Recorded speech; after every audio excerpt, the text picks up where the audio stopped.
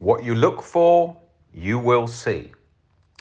For example, let's imagine you're a 7-year-old boy who wants a bicycle and your mum hasn't got the money to buy a bicycle. And she says, one day, when I get a different job or whatever and we have some savings, I'll buy you a bicycle. And what does he notice when he's looking at the street? He's noticing everyone with a bicycle. He sees bicycles everywhere. He sees bicycles that look amazing. He sees bicycles that are broken. But he doesn't care. He just wants a bicycle. And he meets a kid whose mum bought him a bicycle in 2 seconds and has thrown it on the street and doesn't even care. And he just looks and he doesn't understand. And he thinks, why is this kid's bicycle on the street? All I want is a bicycle. How can he just neglect it and not care? How can he think like that? I would love that bicycle. That's what he's thinking, right? That kid who's got the bicycle, his parents are divorced. All he wants is his dad. Everywhere he walks down the street, he notices other little boys with dads. And he sees their mum and dad together, embracing, maybe hugging, different things at school, in the books. He sees parents together. And he thinks, all I want is dad. The bicycle his mum has bought him whenever she's thinking of things to buy her son, to keep him, the attachment there is they know that they're breaking up, they've broken up, and the dad is also buying things. And she's doing that to cheer him up because she knows that he's upset with it and she's doing it to cheer him up. But also, she wants him to stay at her house more or whatever she's thinking at that time in relation to that situation. And that little boy is fed up with things being bought for him because all he wants is his dad. So the one boy on the street, all he wants is a bike, and he's noticing bikes everywhere. The other one is noticing dads everywhere. Now, let's think about you with OCD. All you are thinking of is recovering. And the people that haven't got OCD, and you go along in the bus in the day and you see someone jogging with an iPod down the street and you think, oh my God, look at his life. You see a couple in a cafe kissing and laughing and you think, oh my God, if only I could have their life. You see a guy begging on the street and he's cold and he's hungry. And you still say, if only I could have his life. Because you are looking for something. You are focusing on that in everything, in every area of your life. Years ago, a guy came into me. He was trying to be a member of parliament. He was obsessed with it and he was aggressive about it. And all he did was all day talk about how he was going to become an MP and how his family would be so proud and everything. And it was very clear to me that his whole family had neglected and he'd basically fallen out with them and he'd fallen out with his current partner. And I was finding it hard not to fall out with him myself because he was so rude. And his focus was on that will fix everything in his life. We have all thought these things about different areas of these things on the path. Maybe we were the little boy or girl who wanted the bicycle. We definitely know what it feels like with OCD to be fixated and think, I'd rather anything than this. People tell me on calls they'd rather have cancer. They tell me they'd rather anything, right? Because when you're stuck on it and glued to it and you're seeing it through those eyes, you can't see anything else, any of the other problems. It's like compassion. When you're angry, when you've got adrenaline going through you, you feel like you can hit someone, you forget all the compassion, all the things about that person. We can all think of it. Our parents, we may have a good relationship and love them very much. We get angry and we think, never want to see them again. Can have that feeling, right? Can have that feeling in any area of life. So what you look for, you will see. Okay? I am in my day, I'm thinking about what I think when I'm walking down the street, I'm thinking, if I've got an injury, I'm looking at somebody subtly and thinking they're fit, I need to get fit again. If I'm going through the day, trying to think about these things, and I'm thinking, I haven't seen my parents for a little while. I'm thinking, yeah, I do need to see them because there's quite a lot of old people I've seen today. because it's subtle. We notice it in all areas of our life. Usually, I'm very busy with what I'm doing with OCD. So often, I look at the street and I think to myself, wouldn't it be nicer to sit out there today and have an ice cream? But I can sit out there and have an ice cream. And I often do sit out and have an ice cream. But you're still thinking. On a day where I'm on a holiday and it's been quieter, calmer, the holiday goes, and maybe I'm not working as much. I think to myself, God, this is boring. I can't wait to get back into work. When I'm in a relationship, and I was talking about this recently with a friend, and I was saying to them about people's views of single life and relationships are skewed by their own upbringing and their own views of things. I was saying how, when I'm in relationship, I'll often sit and in the evening and I'm like watching a film, and I tend to go to bed later than my partners in the past when I've had different partners over the years, not specifically my last partner. And what would happen is I would think to myself, God, if I was single right now, I wouldn't have to think, what are we doing tomorrow? What plans have we got to do? I wouldn't have to say, oh, I'm coming to bed in a bit. I wouldn't have to do any of that, right? But then when I go for lunch in the afternoon with her, and I sit there and I think, it is lovely to be having lunch together. Or you're on holiday together and I think, oh, it's lovely to be together. But I don't exaggerate it like I used to when I was young. Say I hadn't had a relationship. Oh, when I'm in a relationship, I'll be so happy and over the moon. I realize I'm happy just on my own as well. Someone said to me today, you can never be married, you can never have kids. It'd be a shame, but it wouldn't change my day-to-day happiness. I can be very, very happy being single. And I can be very, very happy in a relationship. And I know how great and bonding relationships are. I know. And, when I'm in relationships, they have all that energy about them, and they do feel like that, and they do feel like they make life. They feel like they're an extra ingredient into life. The same as exercise feels like that. You work out, you think, fuck, I used to think that all the time. That's another one. When I used to work out so much, I used to see the world completely through that lens of working out.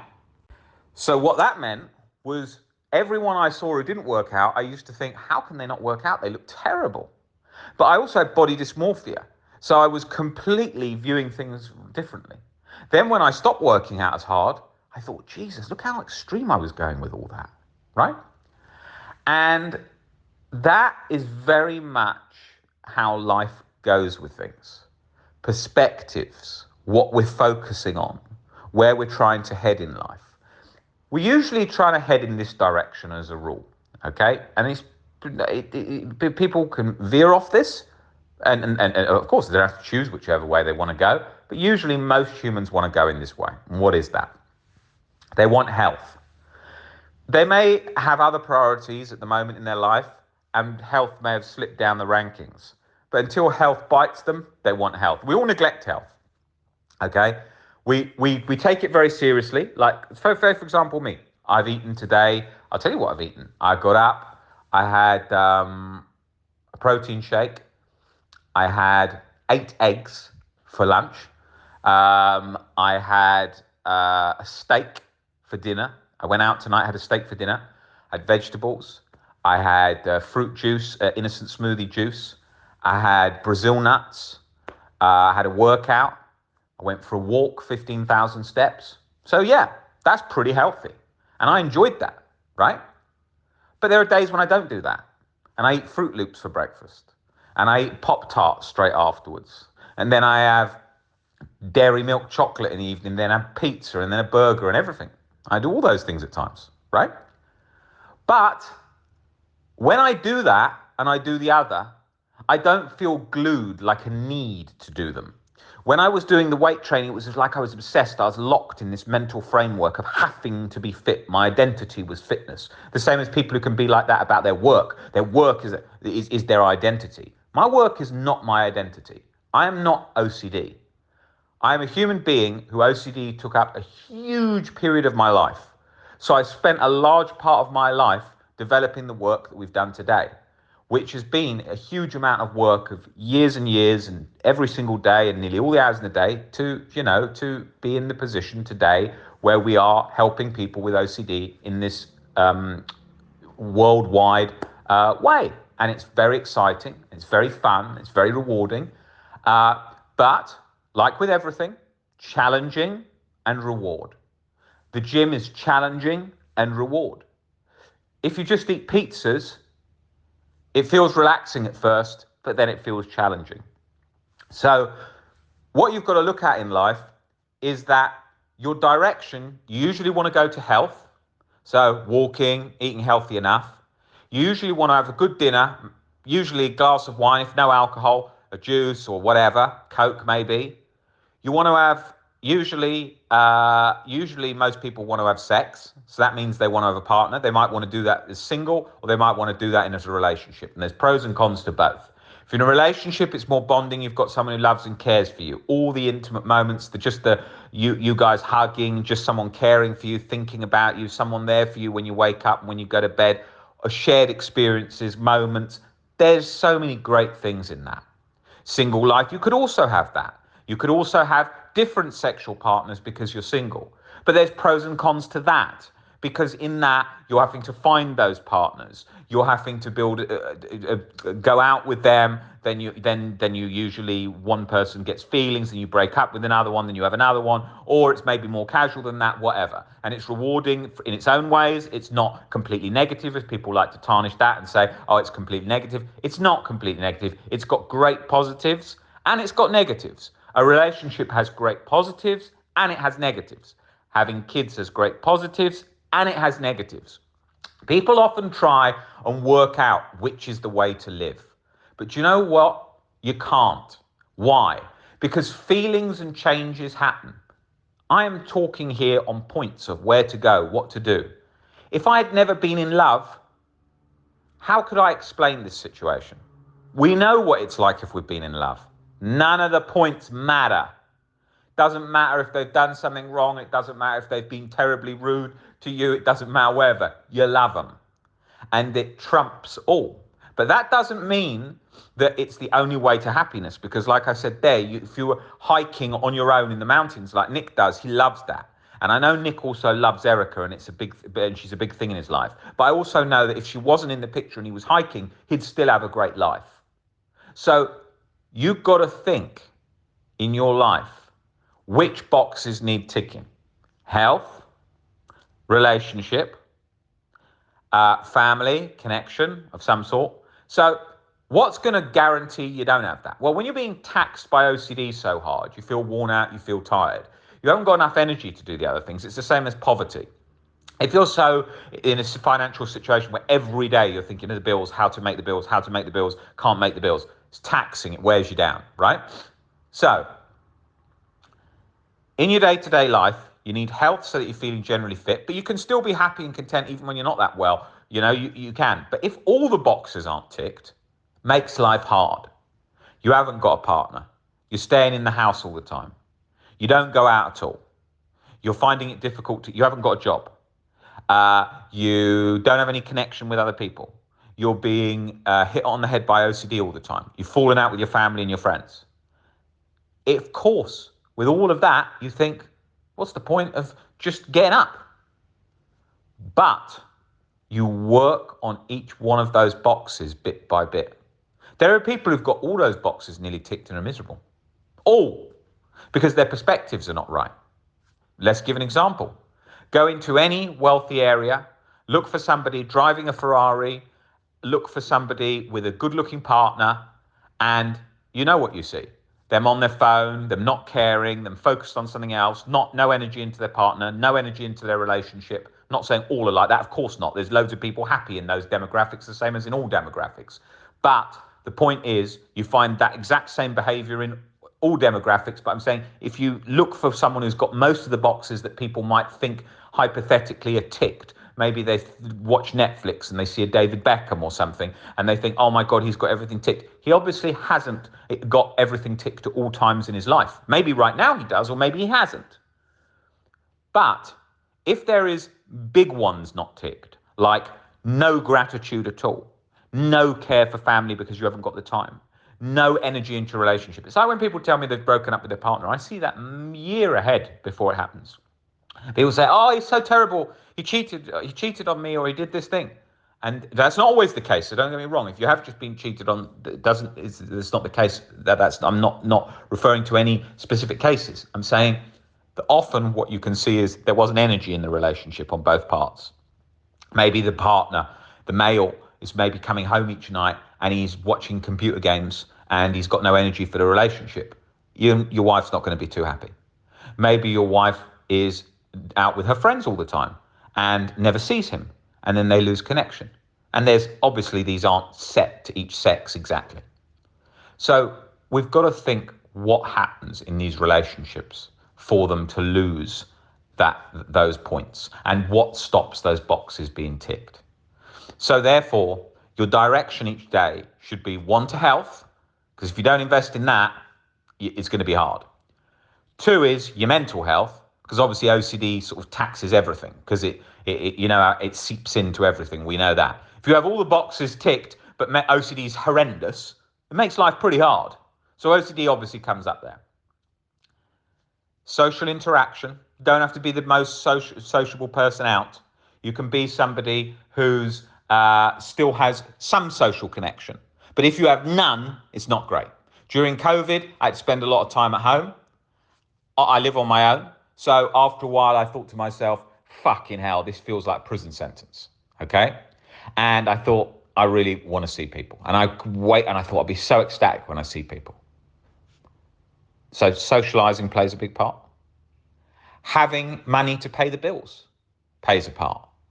Having no money makes life hard.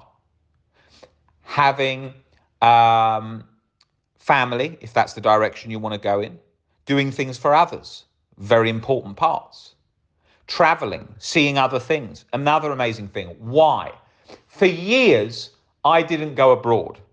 For years, now let me just highlight that. I did go abroad because I still went on a family holiday each year.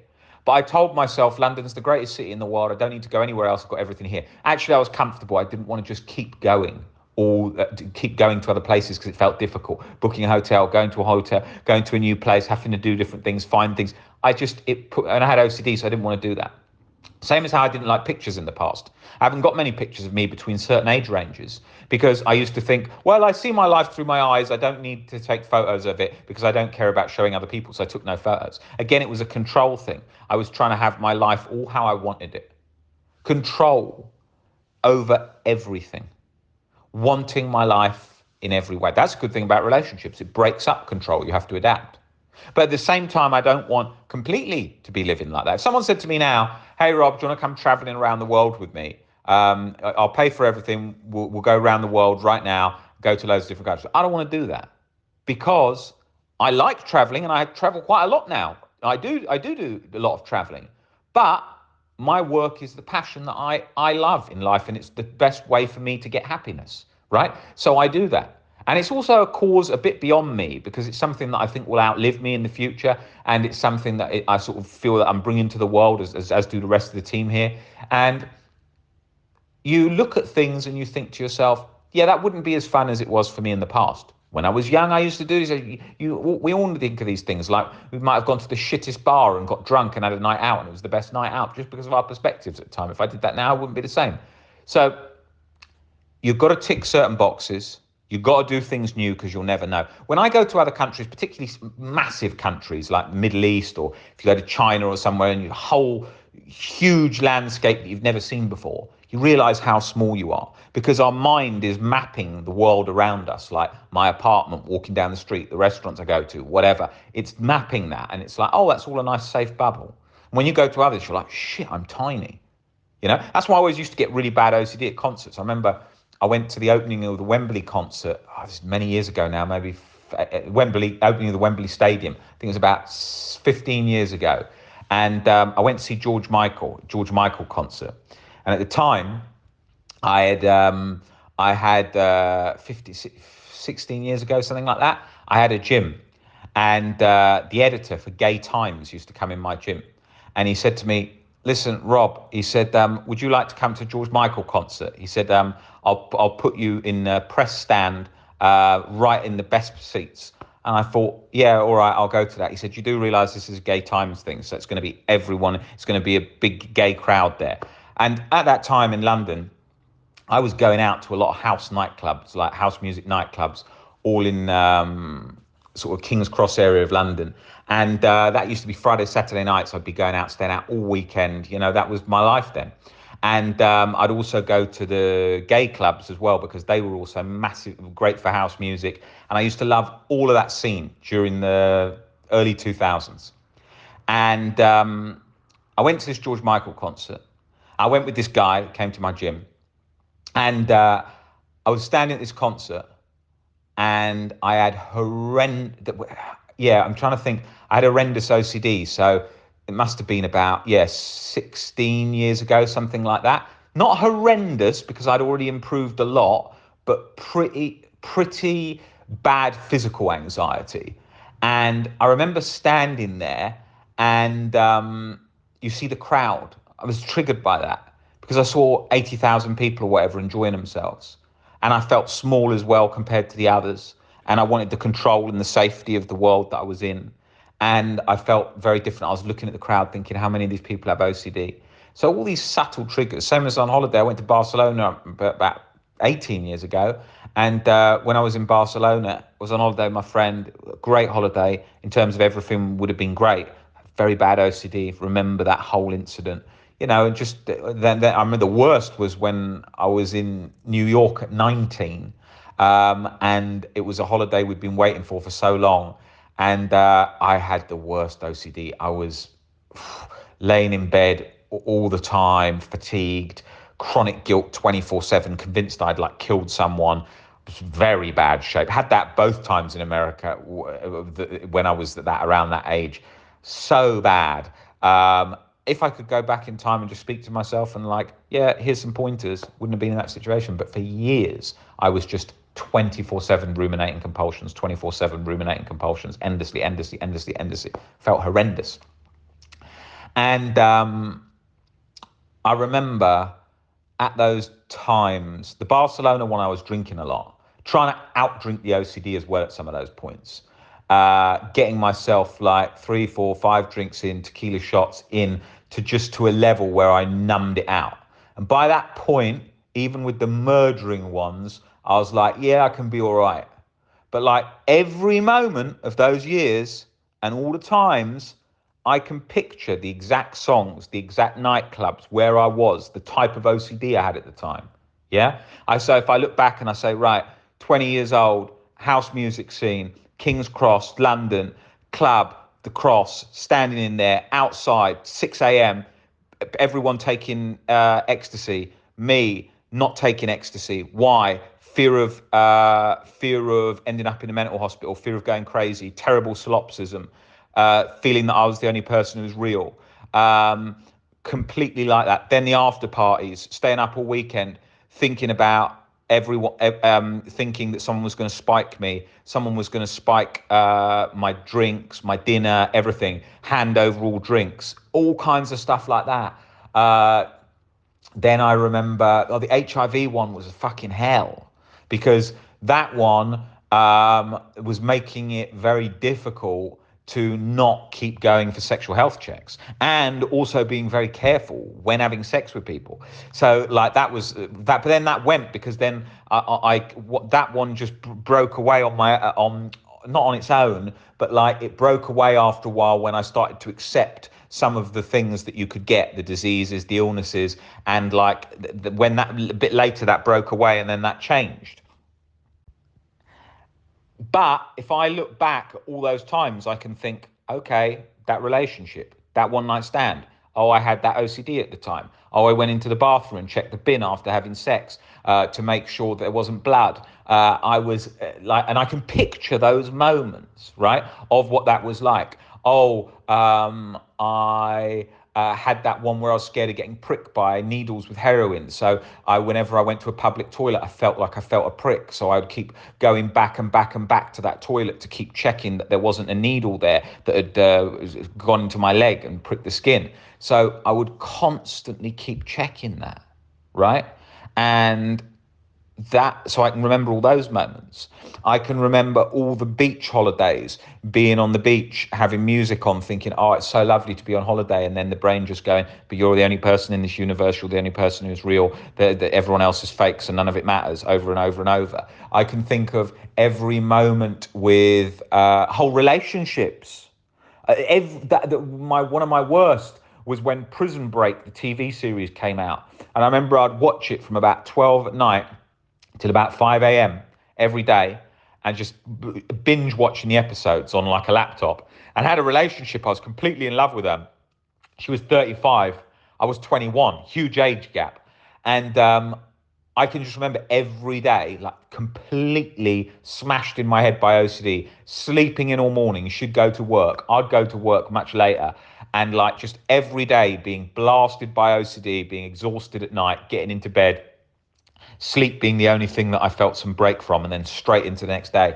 And it was just like that all day, every day, in every situation. Any situation I could tell you about, there was OCD in it. From going to the shop, kebab shops in the Kilburn High Road, because I was working in Kilburn, and going to kebab shops and eating a kebab, and then being convinced that I'd got salmonella, and then checking the meat, then asking someone else, what was this meat? What was this like? Then avoiding kebab shops, then not even going at all. So many things. I had one where I was convinced that I was going to snitch on all the local drug dealers in the area. So any parties that were at were obviously loads of drug dealers. And I was living in Ladbroke Grove, which the whole area was, everyone was selling drugs. I was convinced, and loads of my friends were drug dealers in the area at the time. So I was convinced I was going to snitch on them. So I was like, I was worried about that because I didn't know if I had control over my body and voice. Like people have that racism one where they're scared, what if they say something racist? And so they then avoid certain areas where there might be a situation where they get into where they can't control themselves in an area that's particularly, say, for example, it might be that they're racist to Indian people, Pakistani people, African people. They'll avoid those areas. And so I had that. But if I look back now, I could think of a million things. I had one where I was scared of aerosols damaging my brain. So I had this cleaner. She was working for me at the time, and I had a brass letterbox. And so I gave her this chemical to clean the letterbox, right? And then she was using it, and I could smell it into the corridor. And then I thought, oh my God, my brain's damaged, and I was so annoyed about it. Same with the tinnitus. Someone put music on really loud, or kid would drop a firecracker near me, and I'd think, fucking hell, if only that hadn't happened, I wouldn't have tinnitus. And then replaying that situation. How can you be so stupid to get yourself in that situation? So that would be another one. But looking back, there was so many of these. I remember the worst ones were ones where people had people had invited me abroad or something, and then something had happened abroad because I was out of my comfort zone. I was out of my safety. Those were pretty scary because I thought, oh, now this is trouble. If it was one especially to do with like going to a prison in another country because I was convinced I'd committed a crime that I was going to prison for 25 years. My whole life up until 25, I thought that I was starting a life sentence. Yeah, because I was convinced I was going to jail. OCD makes it feel so real that you're completely convinced that that's going to happen. So my whole future was me going to jail, right? When physical anxiety was so bad, I could barely walk down the street. The palpitations were so strong. I used to feel like I was almost drunk. I used to feel the beats so hard I couldn't do any exercise classes. And I owned a gym with exercise classes in it. And the instructor would say, oh, Rob's coming into the class today, because they'd want me to get involved. And they'd make jokes about it and sort of say, like, Rob, are you coming to spinning class? I'd be like, no, I can't bother with that. I didn't do much spinning anyway. One, because I was scared of losing weight because I had this body dysmorphia to do with building muscle. But then they'd say, all right, come and do spinning class. And I'd always done spinning class, no problem before. But then when I had the physical symptoms and I went to do it, I was fucked. I got in there, heart palpitation, could barely breathe. And then I was like, I'm not doing that anymore. And then I felt really bad. I thought, shit, my body's turned against me. How can I be in this position? Things like that, that were very difficult, very, very hard things, looking back. Um, fears of fears of blood pressure. I remember one time I bought 6 blood pressure machines. Again, in that gym, a guy came in. He said to me, one of the personal trainers working there, he said to me, "Oh, I've brought this blood pressure machine, a new one. Do you want to try it?" And I was like, "Yeah, I'm very fit, no problem." I put it on. He said, "Fuck, your blood pressure is really high." And then I freaked out big time. I went to the doctors. I went to another place, and then I just had like 2 bits of bad luck, where like the one at the doctors was also not correct, and it gave me high blood pressure. And then I really freaked out. Some of my worst panic moments were things at doctors where they made a mistake. Like they'd take my temperature and then it'd be wrong that time. Remember, I was going to doctors so fucking much. I was going to doctors and hospital all the time.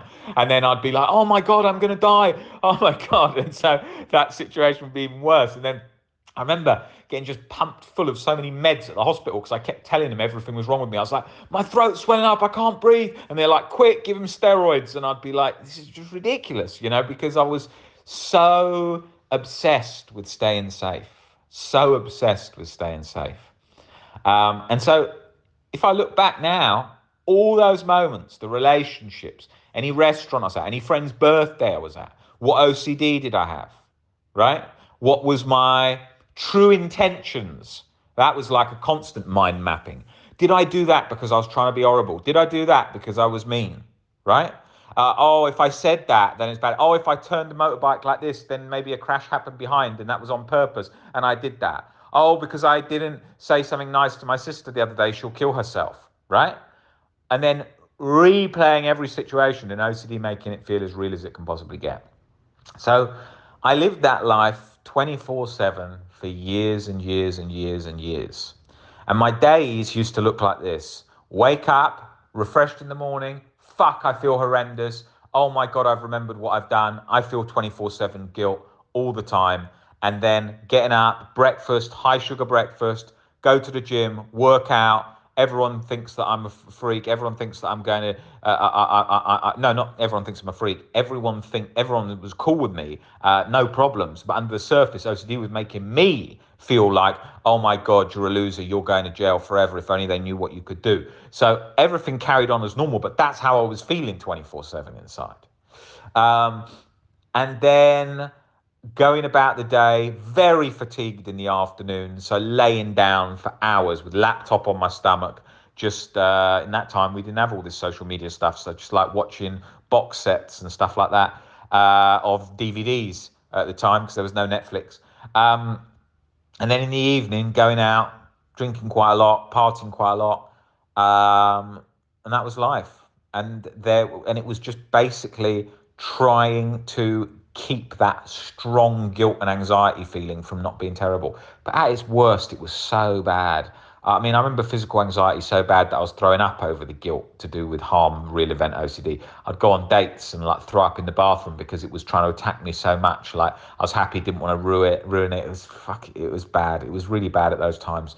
And I remember just going in forums and people just saying things like, oh yeah, it's just a thought. And I was like, how can this be possible? How can the OCD community be saying this is just a thought? I'm going to fucking jail for 25 years. I know I did this thing. This doesn't really feel like OCD. And they're in there saying, oh, I'm a bit scared of my boyfriend breaking up with me. I didn't know what ROCD was. I thought it was just some whiny thing that people did who there was no attachment. I didn't understand any of it. So I just used to think that. And I felt completely alone. I was so convinced it was real. I didn't even consider that it was OCD at all. And everything else felt like OCD apart from this thing. And like I've said in other audio clips, I spent a long time reading books on life in jail, working out 10, 12 times a week, everything, trying to put myself in situations to make sure I was really mentally strong. I remember just everything like that, just because I was so convinced I was going to jail. And also, it didn't make any sense at all, the OCD, because it had like me convinced I was going to jail in Romania. I didn't even live in Romania. So it was like, it sort of said, you're going to be in solitary confinement in Romania in this tough jail. And when you come out, you're going to have no job and you're basically going to live in a very small flat in Romania. And I thought, why is it? I thought that for years, and it didn't even make sense at all because one, I'd never been to Romania. I just literally watched in some sort of like programs on these hardest prisons. That like prisons in Romania and stuff like that were very tough. So I thought that's where I was going. But it didn't make any sense at all. I didn't even live there. But that's what I thought. And yeah, it did. I also had that another one there where I used to think if I land in any country like that, then I'll go straight to jail. But I didn't really avoid it, and I grew up with lots of people in all kinds of different countries and hard lives and so on, and and I just happened to think that.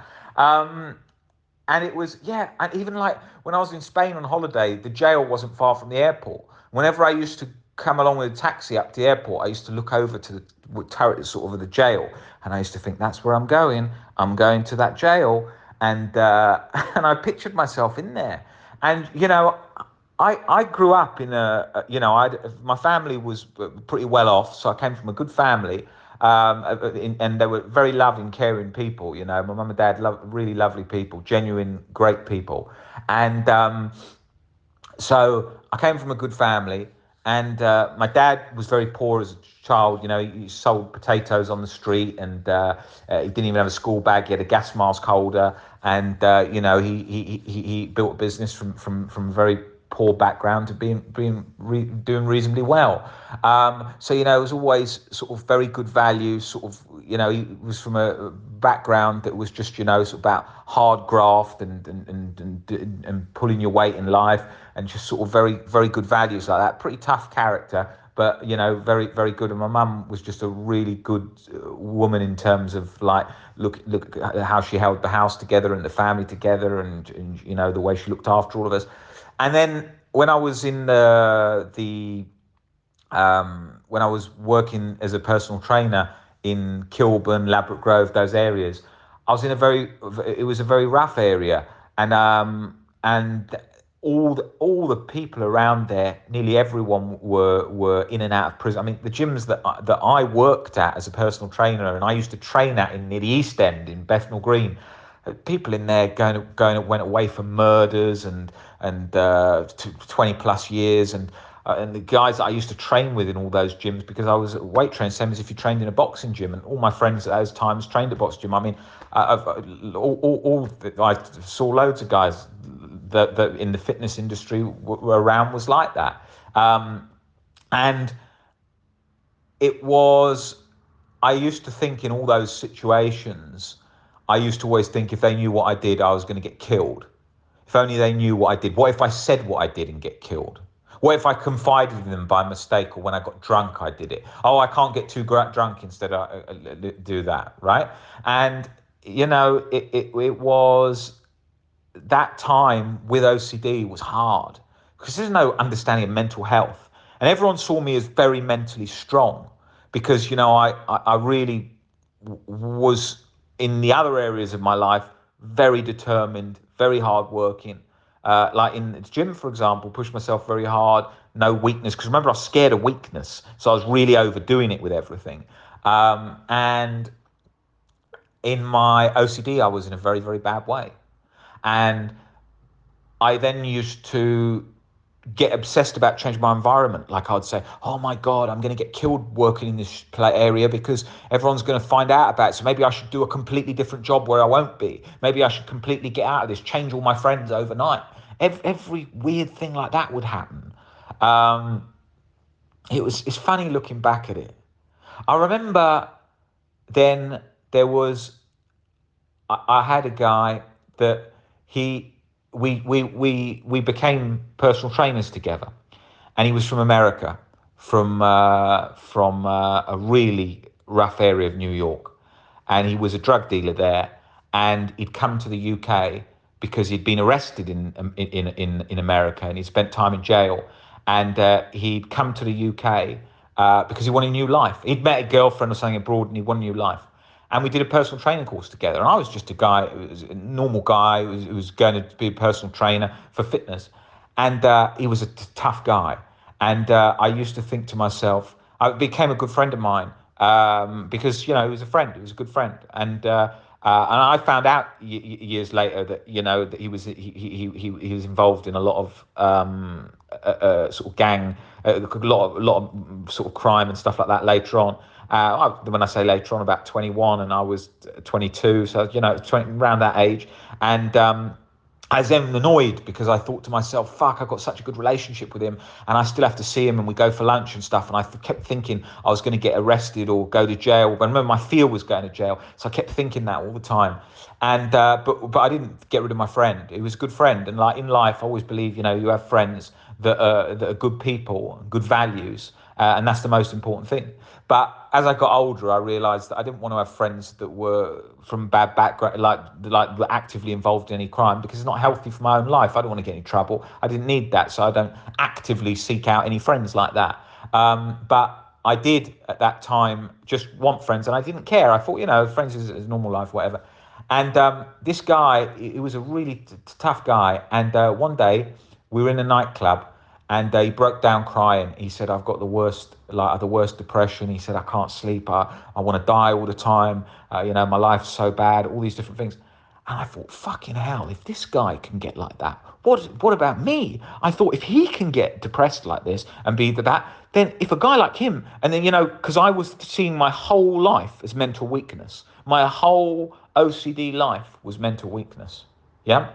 And I'm not telling these stories to sound sort of like people like to tell stories looking background when they do YouTube videos and stuff and they talk about life in the past. People always have sort of stories. Oh, I did this and I did that in the past. I'm not trying to do that. I'm trying to create a story that's realistic, that shows all the journey of just what my life was like around that time. You know, I was in weightlifting as my passion. I owned a gym in Ladbroke Grove, which is an area that's wealthy and pretty rough. So I had a mixture of both there.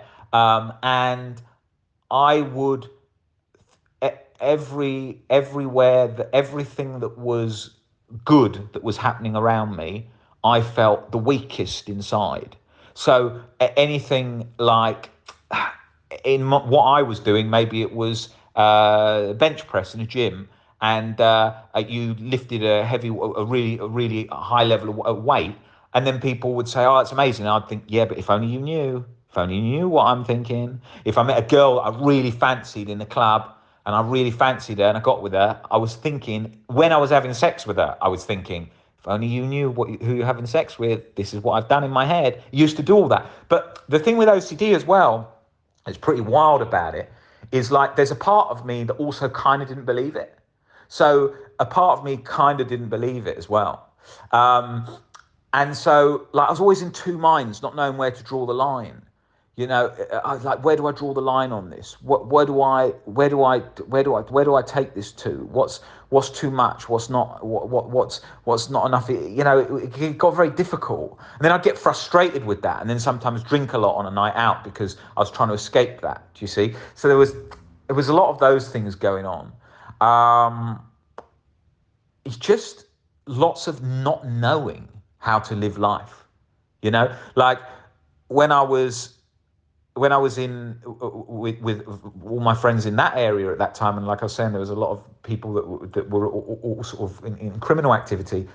I used to think to myself, oh my God, these guys are going to get arrested. What if I'm in the car with them and they've got loads of drugs on them, which they did. And I used to think to myself, oh my God, if we get pulled over, I'm going to get arrested just for being associated with them. But I was thinking, calm down, what are you talking about? People go out, people timing, it doesn't matter, stop it, it's ridiculous. You're going completely over the top. And I was thinking all those things completely irrationally, but to the extent where it was, you can't even believe how far it went. I remember about younger, 18, bad OCD at 18. I remember buying weed from this drug dealer and had it in my coat. And I got on the train. Now, I know people can think this who haven't got OCD, and then how much it smells. I was convinced that everyone on the train smelt it, and I was going to prison, right? I still smoked it. All of the things went fine because that's what it does. It's not like always on. So like a lot of that time when I was with all my friends and all that life, I didn't feel the OCD stuff. But then in some situations I did, depending on how latched it was, you know? I can remember situations where I thought I've got to get out of here right now and ran out. I remember I was in a cinema and I was watching Saw for the first time in Peckham, which is a very fucking rough area back in the past, not now. It's really gentrified now, but it was very bad then.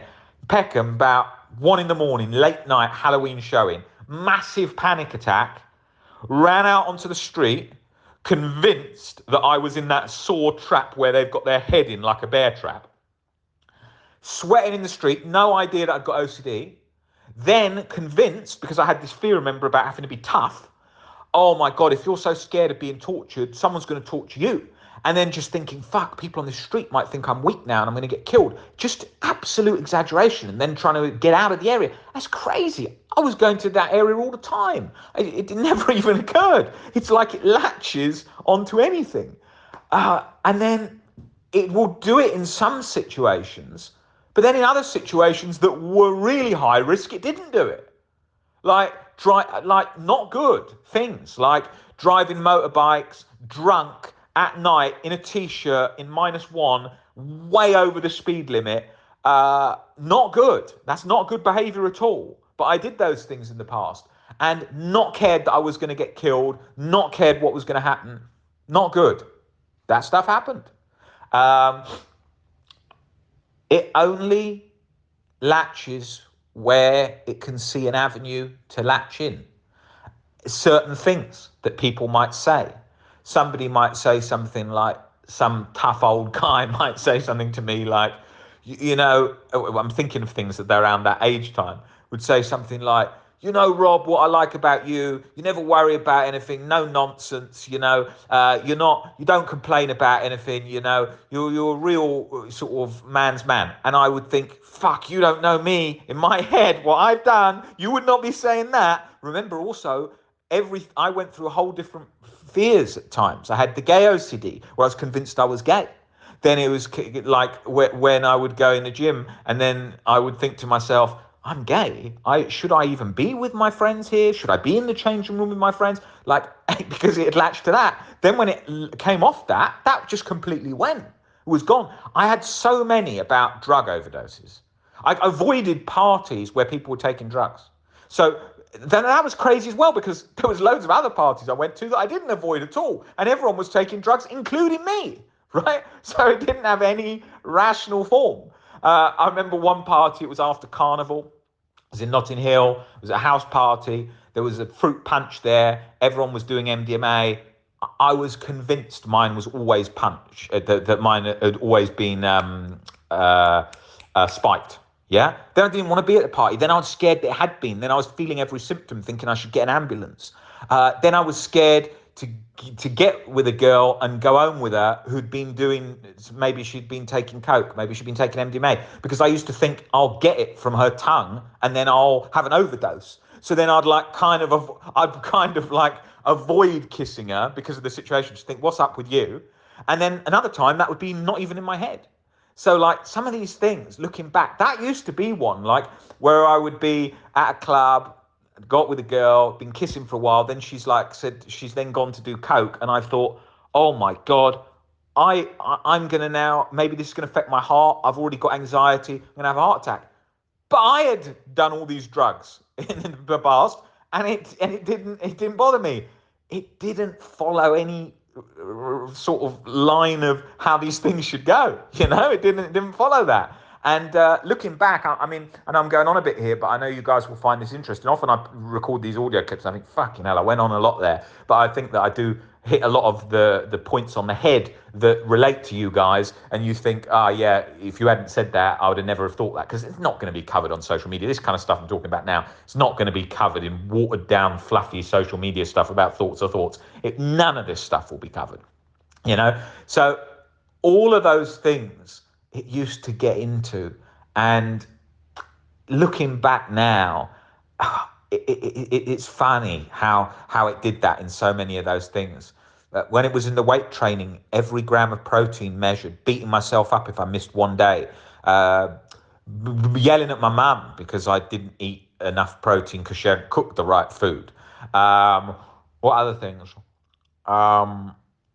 So many of those things. But when I look back, I look at it with kind of rose-tinted glasses too, because it was a great life, great stories. I did have an amazing time, and but at the same time, there was absolute hell 24/7 under the surface. I can think of all those nightclub nights, which was a lot of my life, uh, full of anxiety all the time, especially on holiday. Nightclubs on holiday, when not drunk, brutal guilt. Hangovers the next day, especially if you blacked out a bit. What did you do? Maybe you did the thing, uh, made it way worse. All those things. Yeah, I'm trying to think now if there's any others that I can add to the list here. But I think that covers the main majority of them. And that's the journey. That's where it was, and it's a journey that if you're going through it, it will make sense to you in sections, and you'll think that some parts of it don't make sense to you. Maybe yours isn't that. Maybe yours is all about your boyfriend and not loving them, or them not loving you. Maybe it's all that. Um, you know, it can be you're the way you're like I started this audio clip, the way that you're looking at the world, OCD is being filtered through. So once I got scared of food poisoning, I saw it everywhere. Now I choose not to eat at late night kebab shops at 3 in the morning. Why? Because I do think of the food poisoning for rational reasons. Plus, I don't find them the healthiest, right? But I could eat at them and not be anxious. Then I wouldn't even go to a barbecue if it was getting dark, because I wouldn't be able to see the meat if it was pink, right? I would eat a chicken sandwich in a cafe in the day, and then I'd look inside it, and if it was pink, I would beat myself up all day for it. I'd ask the guy, hey, what do you think of this? I'd ask the person next to them, what does yours look like? I would do that all the time. And it got ridiculous. I'd avoided chicken altogether. I avoided eggs altogether because of touching the egg, touching the pan, touching all these different things.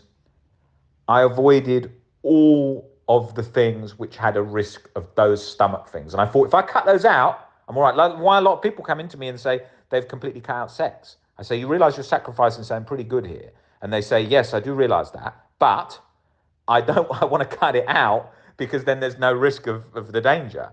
I say, yeah, but you're giving up one of the good things about life, right? It's like saying, I'm never going to have any food that tastes good. Yeah. But people do. I see people that are in one room that haven't even left it for years, you know? So just be aware of all those points, all those things, all those subtle things.